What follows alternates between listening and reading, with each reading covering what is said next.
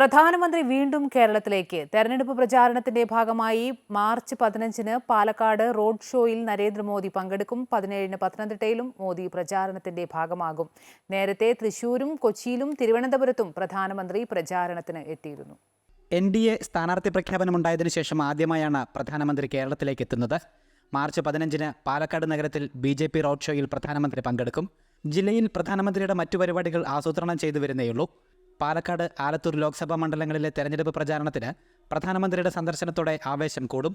BJPയുടെ കേരളത്തിലെ വിജയപ്രതീക്ഷയുള്ള A class മണ്ഡലമാണ് Palakkad. BJP സംസ്ഥാന ജനറൽ സെക്രട്ടറി C കൃഷ്ണകുമാറാണ് പാലക്കാട് മണ്ഡലത്തിൽ NDA സ്ഥാനാർത്ഥി. ആലത്തൂർ മണ്ഡലത്തിൽ സ്ഥാനാർത്ഥി പ്രഖ്യാപനമായിട്ടില്ല. 15-ന് പാലക്കാടെത്തുന്ന മോദി 16-ന് തമിഴ്നാട്ടിലേക്ക് പോകും. തുടർന്ന് 17-ന് വീണ്ടും കേരളത്തിലെത്തും. പത്തനംതിട്ടയിലാണ് 17-ന് മോദിക്ക് പരിപാടി. NDA സ്ഥാനാർത്ഥി അനിൽ ആന്റണിക്ക് വേണ്ടി മോദി പത്തനംതിട്ടയിൽ പ്രചാരണ പരിപാടിയിൽ പങ്കെടുക്കും.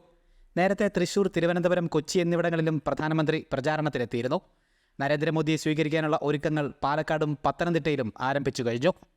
ഗോകുൽ രമേശ്, അമൃത ന്യൂസ്, പാലക്കാട്.